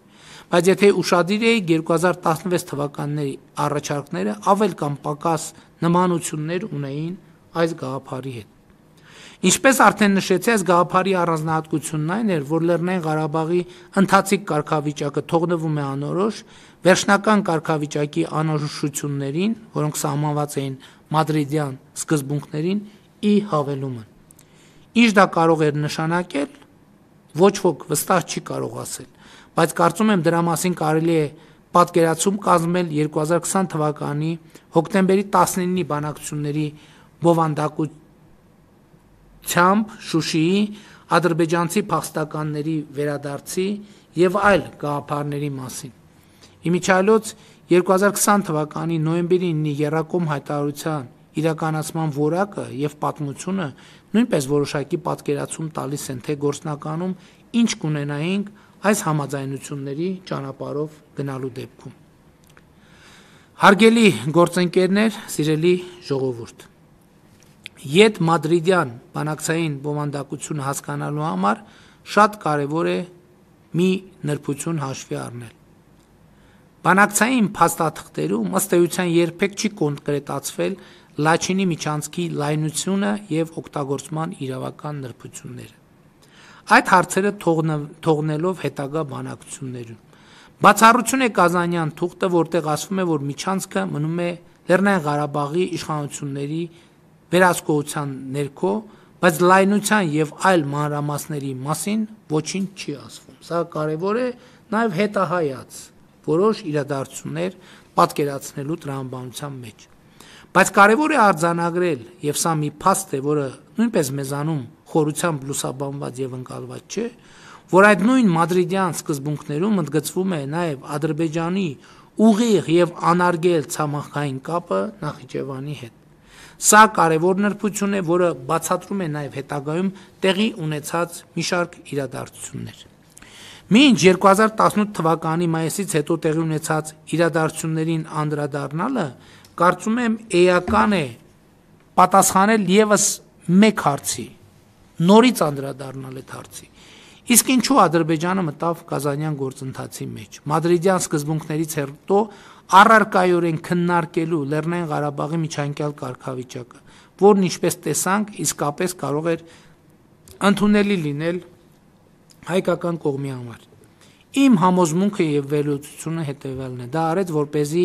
ցեմենտի ամրագրի մադրիդյան սկզբունքներում արձանագրված այն բովանդակությունը, համաձայն որի Լեռնային Ղարաբաղի կարգավիճակի հետ կապված նախկին գործողությունները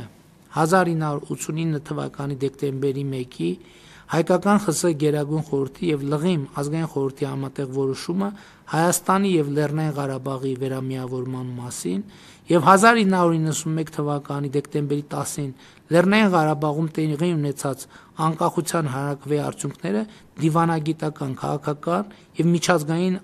առումով զրոյանում են։ Այդ առարկայական բանակցությունները նրա համար էին, որ Հայաստանը մադրիդյան այդ կոնտեքստից նահանջելու շանս չունենա եւ Կազանյան տապալումը հենց այս էֆեկտը տվեց։ Ես հարգելի գործընկերներ բազմից եմ ասել, որ մադրիդյան սկզբունքներով Ադրբեջանը նախ զրոյացրել է 89-91 թվականի իրավական բազան, մեր ներքին լեգիտիմության մեր ընկալումը եւ վետոյի իրավունք է ստացել Լեռնային Ղարաբաղի կարգավիճակի հարցում։ Եվ ինչա Կազանյան գործընթացը։ Կազանյան գործընթացը Ադրբեջանը, հիշեք, մադրիդյան սկզբունքները 2007 թվին են։ Կազանյան գործընթացը 2011 թվին։ 2007 թվականին վետոյի իրավունք է ստանում կարգավիճակի հարցում։ Իսկ Կազանում 2011 թվականին այդ վետոյի իրավունքը կիրառում է։ Եվ գործնականում հենց իր ստացած իրավունքը Հայաստանին ներքաշելով այդ գործընթացի մեջ, բերում եւ վետոյի իրավունքը կիրառում է։ Եվ միջազգային հանրությունը այդ վետոյի իրավունքը ըստ էության ընդունում է, որովհետեւ ես ասում եմ Ադրբեջանին ոչ միայն չեն դատապարտում, ոչ միայն ճնշումներ չեն իրագործում, մի հատ էլ զենք են մատակարարում, մի հատ էլ նրա պահանջների հիման վրա բանակցային փաթեթ են ձևավորում եւ բերում Հայաստանին տալիս։ Այս է ամբողջ պատմությունը Կազանյան պրոցեսի։ Քննիչ հանձնաժողովի հարգելի նախագահ, հանձնաժողովի հարգելի անդամներ, սիրելի ժողովուրդ։ Երբ արդեն շուրջ 3 տարի ասում եմ, որ 2018 թվականին Հայաստանի Հանրապետության վարչապետի պաշտոնը ստանձնելով բանակցային գործընթացը գտել եմ խորը փակուղում, հենց վերը շարադրվածն եմ նկատի ունեցել։ Եվ սա առաջին անգամն է, որ այսպես ըստ էության առանց փակագծերի հրապարակային եւ համապարփակ կերպով փակուղին իր բոլոր պարամետրերով նկարագրելու եւ ներկայացնելու առիթ ունեմ։ Այնպես չէ, որ սրանից առաջ այդ ամենի մասին չէի կարող խոսել։ Բայց ամեն անգամ ամենատարբեր հանգամանքներ ինձ ստիպում էին մտածել, որ դա չարժե անել։ Իմիջայլոց ասել եմ մի անգամ հրապարակային, ես այս տեքստի մեծ մասը պատրաստել եմ 2021 թվականի նոյեմբերի 9-ի առիթով ուղերձով ժողովրդին դիմելու մտադրությամբ։ Ես մի հարցազրույցներում ասել եմ, որ այդպիսի մտադրություն եմ ունեցել, ըստ էության նախնական տեքստ եմ ունեցել, բայց հետո քննարկումների արդյունքում որոշել ենք այդ տեքստը չհրապարակել եւ այլն եւ այլն։ Այսինքն այս տեքստի իմ ինչ որ ես ձեզ ասացի, դրա մեծ մասը իմ սեղանին կամ համակարգչի մեջ է 2021 թվականի օգոստոսից մոտավորապես։ Ինչպես իմ խոսքի մեկնարկին նշեցի, հիմա էլ այս ամենի մասին հրապարակային խոսելը անթերի որոշում չեմ համարում։ Բայց մեր երկրի համար ճակատագրական այս պահին կարծում եմ առանցքային է, որ Լեռնային Ղարաբաղի հարցի բանակցային պատմությունն ու բովանդակային նրբությունները նեղ փորձագիտական շրջանակից դուրս գան եւ դառնան լայն հանրության սեփականությունը, որովհետեւ ի վերջո այդ տեղեկատվությունն ու իմացությունը կարեւոր են այսօր եւ առաջիկայում օպտիմալ որոշումներ կայացնելու համար։ Իմիջայլոց եւս մի նրբության մասին եմ ուզում խոսել։ Վարչապետի պաշտոնում ընտրվելուց հետո, երբ որ ես սկսել եմ թղթերին ծանոթանալ, ինձ համար ամենամեծ դիսկոմֆորտը եղել է հանրային ընկալումների եւ կոմունիկացիայի, որ ես ժառանգել եմ։ Եվ այս բանակցային իրականության մեջ արկա ոչ թե ճեղքը, այլ անդունդը։ Եվ մեր ներթիմային քննարկումներում էլ ես ասել եմ, որ ամենամեծ խնդիրն է նա, որ պետքա մենք այդ ճեղքը լրացնենք, չգիտեմ, հեսա կանդրադառնամ նաև դրան, որովհետև գոնե հիմա ես այդ առումով անկեղծ պիտի ասեմ ներդաշնակ եմ զգում ինձ, որովհետև ըստ էության բանակցությունների մասին այսպիսի գաղտնիքներ այլևս չկան։ Ինչ խոսվում է, հաճելի չի այդ խոսակցությունը, բայց ինչ գործնականում Հայաստանի Հանրապետության յուրաքանչյուր քաղաքացի կարող է վստահ լինել, որ ինքը գիտի, թե ես փակ դռների հետևում ինչ եմ խոսում։ Հարգելի գործընկերներ, վերը նշված շարադրանքը նաև այն մասին է, թե ինչու եմ ես 2018 թվականին հայտարարել, որ Լեռնային Ղարաբաղի հարցի բանակցությունները սկսում եմ իմ սեփական կետից։ Այդ հարցի ամփոփ պատասխանը հետևյալն է. 2018 թվականի մայիսի դրությամբ ինձ համար սեփական կետից չսկսելու երկու տարբերակ կար։ Երկու հնարավոր տարբերակ։ Առաջին տարբերակ. Ադրբեջանը փաստացի պիտի ճանաչեր Լեռնային Ղարաբաղի միջանկյալ կարգավիճակը Կազանյան տրամաբանության։ Նման բան տեղի ունենալ չէր կարող,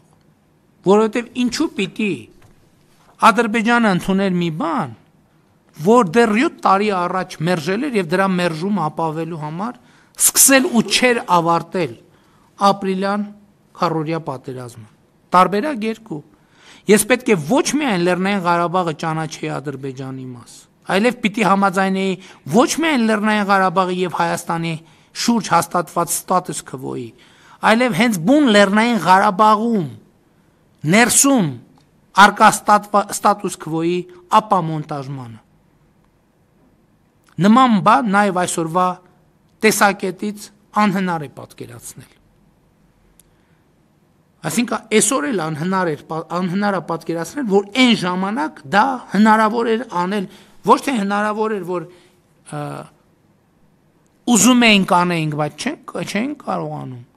Քաղաքական, սոցիալ, հոգեբանական եւ բանակցային ամբողջ բովանդակության եւ ամբողջ պատմության տրամաբանության մեջ։ Այս տեղում պատե եւս մեկ անգամ անդրադառնալ այսպես կոչված 2019 թվականի հունիսին, այսինքն իմ վարչապետության շրջանում ԵԱԿ Մինսկի խմբի համանախագահության կողմից ներկայացված առաջարկների հարցին։ Այս մի հատ հիշում եք, այդ ինչ մեծ պատմություն էին սարքել, աղմուկ, աղաղակ եւ այլն եւ այդպես շարունակ։ Ինչու եմ ասում այսպես կոչված։ Որտեւ իմ վարչապետության օրոք ոչ մի նոր փաստաթուղթ հարգելի գործընկերներ չի ներկայացվել։ Այն ինչ ներկայացվել է, ըստ էության արտահայտել է 2018 թվականի ապրիլին հաստատված բանակցային ստատուս քվոն։ Այդ փաստաթուղթը արկախվել էր հեղափոխության պատճառով։ Այդ փաստաթղթի տեքստն իսկ վկայում է նրա մասին, որ այդ փաստաթուղթը պատրաստվել է շատ առաջ, որովհետև այդ փաստաթղթի մեջ ընդհանրապես Հայաստանի վարչապետ հիշատակված չի, որովհետև այդ հեղափոխությունից հետո էր եւ սահմանադրական փոփոխությունից հետո էր, որ վարչապետը պետքա դառնար բանակցող։ Դրանից առաջ նախագահն է եղել բանակցող եւ վարչապետի մասին այնտեղ խոսակցություն ընդհանրապես չկա։ Ահա ուրեմն, այն ինչ ներկայացվել է ըստ էության արտահայտվել է դեռ 2018 թվականի ապրիլից առաջ հաստատված բանակցային ստատուս քվոն, որը ճշգրիտ արտահայտում է։ Այդ փաստաթուղթը ինչը 2007 թվականի մադրիդյան սկզբունքները գումարած 2016 թվականի օգոստոսի փաստաթուղթը ՄԱԿ-ի անվտանգության խորհրդի հնարավոր բանաձևի նախագծով։ 2019 թվականին ներկայացված փաստաթուղթը ոչ մի կապ չունի մեր կողմից վարված բանակցային բովանդակության հետ, որովհետև այդ պահի դրությամբ մենք դեռ այսպես ասած առարկայական բանակցությունների փուլ չէինք էլ մտել։ Իսկ ինչ նկատի ունեի, երբ ասում էի բանակցությունները սկսում եմ սեփական կետից։ Սա ամբողջությամբ եւ լիովին արտահայտված է 2019 թվականի մարտի 12-ին Հայաստանի եւ Լեռնային Ղարաբաղի անվտանգության խորհուրդների համատեղ նիստում իմ ունեցած ելույթում, որը նույն օրը պաշտոնապես հրապարակվել է։ Այսինքն դա հրապարակային ելույթ է եւ 2019 թվականի ապրիլի 12-ից համացանցում հասանելի է տեքստային, թե վիդեո տարբերակով։ Ընդ որում ուզում եմ ընդգծել, որ ելույթի գրավոր տեքստը անվտանգության խորհուրդների համատեղ նիստում հրապարակելուց առաջ համաձայնեցրել եմ Լեռնային Ղարաբաղի այդ պահին պաշտոնավարող նախագահ Բակո Սահակյանի, Լեռնային Ղարաբաղի անվտանգության խորհրդի քարտուղար Վիտալի Բալասանյանի, արտաքին գործերի նախարար Մաս Իսմայելյանի հետ Լեռնային Ղարաբաղի երրորդ նախագահ Բակո Սահակյանի աշխատասենյակում։ Կարծում եմ իմաստ ունի այդ տեքստը մեջ բերել ամբողջությամբ։ Սա տեքստը 2019 թվականի մարտի 12-ի։ Այսինքն այս ճշգրիտ այս տեքստը համացանցում դրված է, բայց կարևոր եմ համարում։ Արցախի Հանրապետության մեծարգո նախագահ, հարգելի գործընկերներ, թույլ տվեք ողջունել Հայաստանի Հանրապետության եւ Արցախի Հանրապետության անվտանգության խորհուրդների համատեղ նիստը, որ աննախադեպ իրադարձություն է մեր հանրապետությունների գոյության ողջ ընթացքում։ Այս իրադարձությունն ունի շատ խորհրդանշական եւ մյուս կողմից շատ կոնկրետ իմաստ։ Սա նշանակում է, որ Հայաստանի Հանրապետության եւ Արցախի Հանրապետության հարաբերությունները թևակողում են որակապես մի նոր փուլ։ Թե առաջիկայում ուրիշ ինչպիսի դրսևորումներ կարող է ունենալ այդ փուլը, թերևս մեր այսօրվա քննարկման կարևորագույն թեմաներից է։ Հարգելի գործընկերներ, 2018 թվականի դեկտեմբերի 9-ին Հայաստանում տեղի ունեցած խորհրդարանական ընտրություններից հետո սա իմ առաջին այցն է Արցախի Հանրապետություն եւ ուզում եմ ընդգծել, որ խորհրդարանական ընտրություններում իմ քայլը դաշինքը Հայաստանի ժողովրդից ուժեղ մանդատ է ստացել Արցախի Հանրապետության սուբյեկտության մակարդակը բարձրացնելու եւ Արցախյան հիմնարարցի կարգավորման բանակցային գործընթացում Արցախի որպես հակամարտության հիմնական կողմի ներգրավվածության ուղղված քայլեր անելու համար։ Սրանք կետեր են, որոնք առանցքային նշանակություն են ունեցել իմ քայլը դաշինքի նախընտրական ծրագրում։ Հայաստանի Հանրապետության կառավարությունը եւ ես, որպես ժողովրդի վստահության քվեան ստացած վարչապետ, ըստ այդմ հետեւական քայլեր ենք ձեռնարկելու այդ ուղղությամբ եւ այս հարցը եղել է եւ շարունակելու է մնալ Ադրբեջանի նախագահ Իլհամ Ալիևի եւ ԵԱԿ Մինսկի խմբի համանախագահների հետ մեր քննարկումների կարևորագույն կետերից մեկը։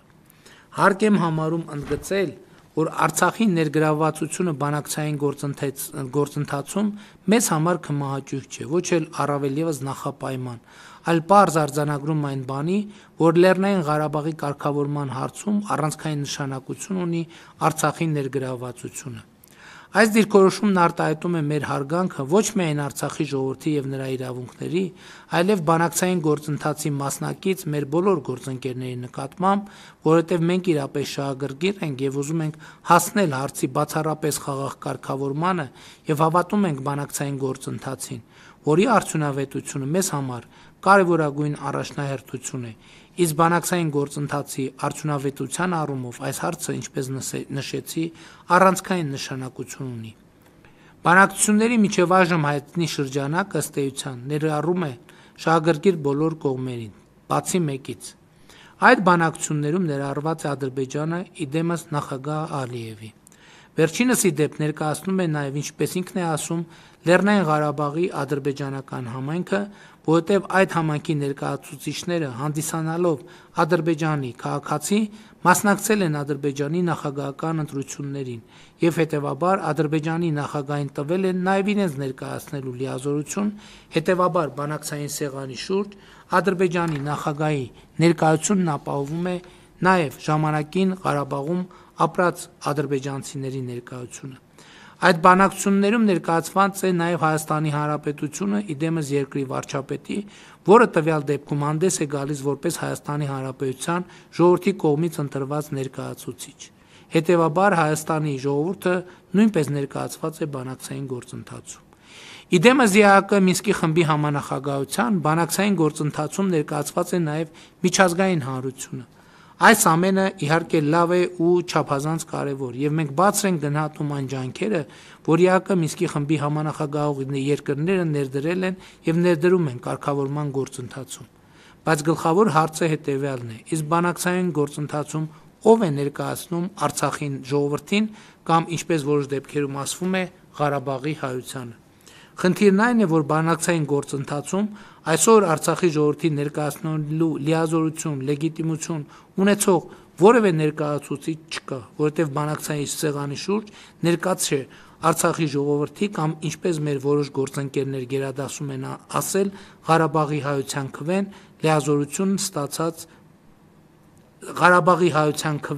լիազորությունը ստացած որևէ սուբյեկտ։ Բազմիցս ասել եմ, որ Հայաստանի վարչապետը չի կարող նման լիազորություն կատարել այն պարզ պատճառով, որ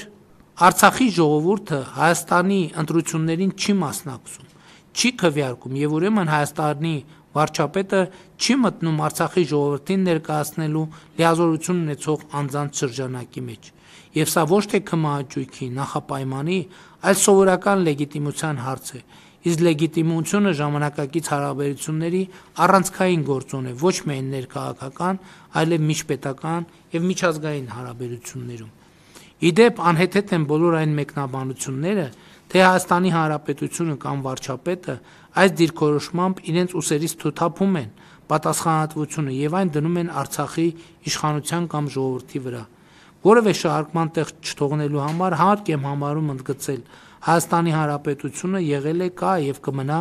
Արցախի անվտանգության թիվ 1 երաշխավորը եւ կշարունակի իր ներգրավվածությունը խաղաղության գործընթացում։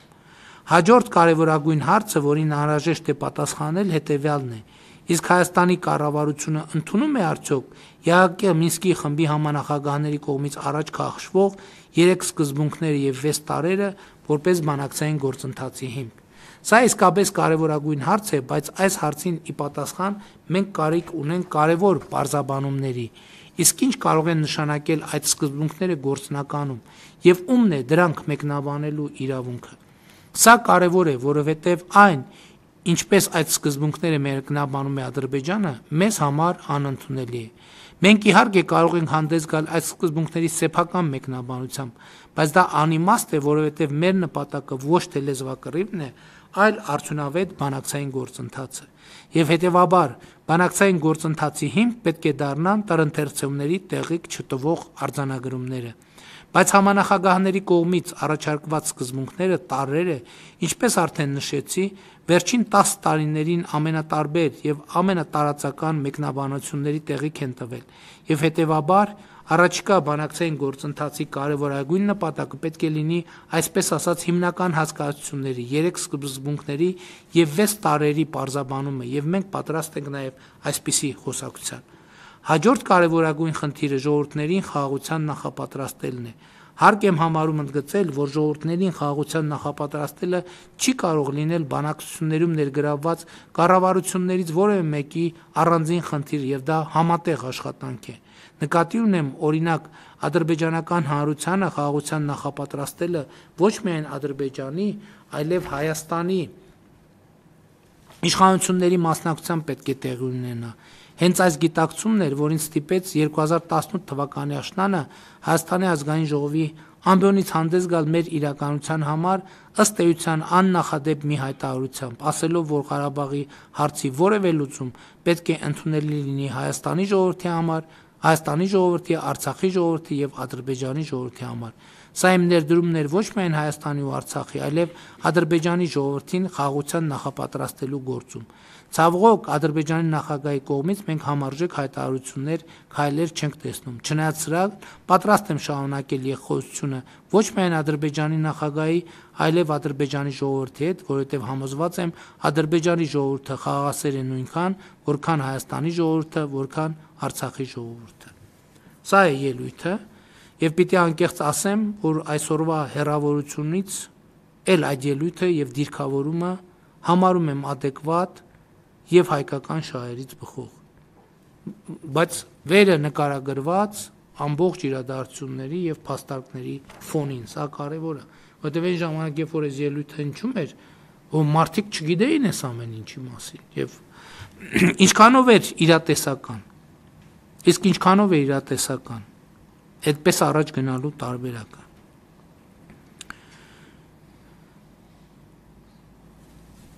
Բայց մյուսն էլ կա հարցը, իսկ ինչքանով է իրատեսական եւ ընդունելի մյուս տարբերակը, որի մասին արդեն շարադրեցի։ Եթե իրատեսական եւ ընդունելի էր, թող ինձնից առաջ ընդունեին եւ ոչ թե հայտարարեին բառացությունների գործընթացի կանգնած լինելու եւ պատերազմի մեծ հավանականության մասին։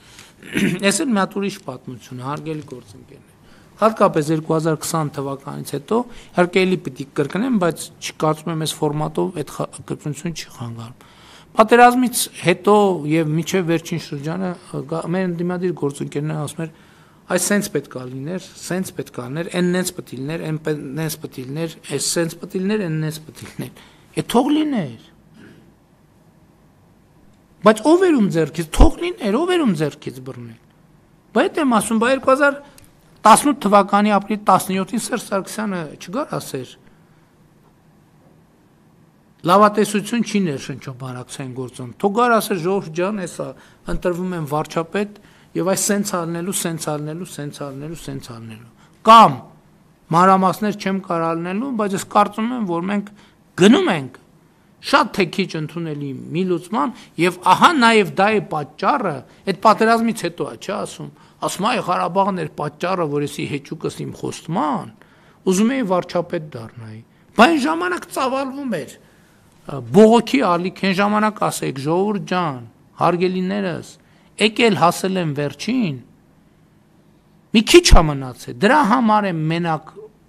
ուզում եւ խոստանում եմ կբերեմ այդ թուղթը ձեզ ցույց կտամ ստորագրած դուք կասեք եւ իմ առաքելությունը ավարտված կհամարեմ Շատ անկեղծացավ ասես պարոն Փաշինյանը մեծ լեգիտիմությամբ ընտրվել է եւ ինքը պետք է լուծի այս հարցը վերջերս դրա համար մենք իրան որ կանչում ենք ինքը անհետանում է Դե ես ներկայացրի 2019 թվականի մարտի 12-ի ելույթում ըստ այդմ ուրվագծվել է Լեռնային Ղարաբաղի հարցի բանակցային գործընթացում մեր հետագա քաղաքականությունը, որի խորքային իմաստն ու նպատակը փակուղուց ելքի հնարավորություններ գտնելն էր։ Այդ ելքի փնտրտուքներն իրականում էս ամենամեծ խնդրեմը։ Ավելի են խորացրել փակուղու զգացողությունը եւ այդ փնտրտուքների ընթացքում են բացահայտվել այն նրբությունները, որոնց մասին այսօր մանրամասն խոսեցի։ Բա ուզում էինք լուծեինք, իհարկե ուզում էինք։ Բա այս տեղեկատվությունը դուք հայկական իրականության մեջ, այդ ես մի քիչ բան որտեղ եք տեսել այսքան մանրամասն Լեռնային Ղարաբաղի հարցի վերաբերյալ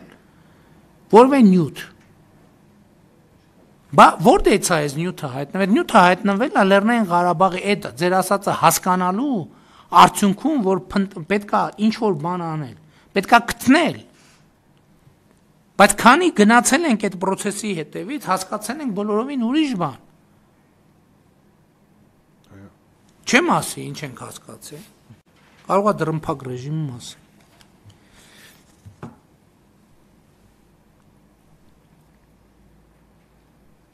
Ավելացնեն նաև, որ մինչ պատերազմ մեր ուշադրության կենտրոնում է եղել նաև բանակի արդիականացման թեման։ Ոչ այն պատճառով, որ ի սկզբանե պատերազմը համարել եմ անխուսափելի, այլև այն պատճառով, որ բանակի մարտունակության բարձրացումը կարող էր էականորեն բարելավել Հայաստանի բանակցային դիրքերը։ 2018-2020 թվականներին կայացվել են բանակի մարտունակության բարձրացման համար էական որոշումներ։ Էականորեն բարձրացվել է զինվորականների աշխատավարձը, սպառազինության եւ ռազմական տեխնիկայի խոշոր գնումներ են իրականացվել։ Միայն մի վիճակագրության վկայակոչեմ։ 2018 թվականից մինչև 2020 թվականի 44-օրյա պատերազմի մեկնարկը,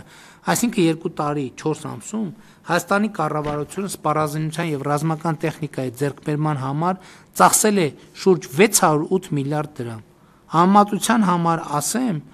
որ 2008 թվականի հունվարի 1-ից մինչև 2018 թվականի մայիսը, այսինքն նախորդող 10 տարի 4 ամսում Հայաստանի նախորդ կառավարությունները ծախսել են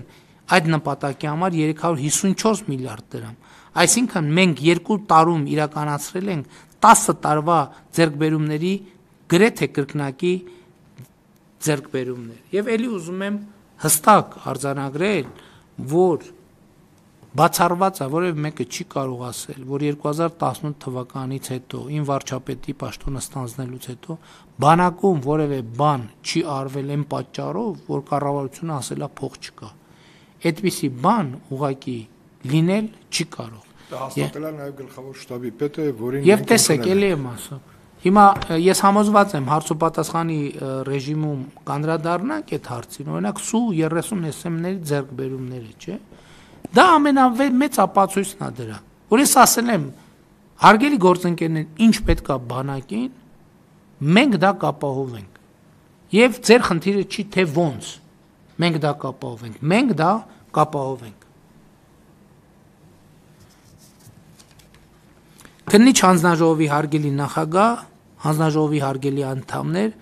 այստեղ ուզում եմ ամփոփել կամ ավելի ճիշտ ընդհատել իմ ելույթը եւ 2018 թվականից հետո տեղի ունեցած բանակցային եւ ռազմական որոշումների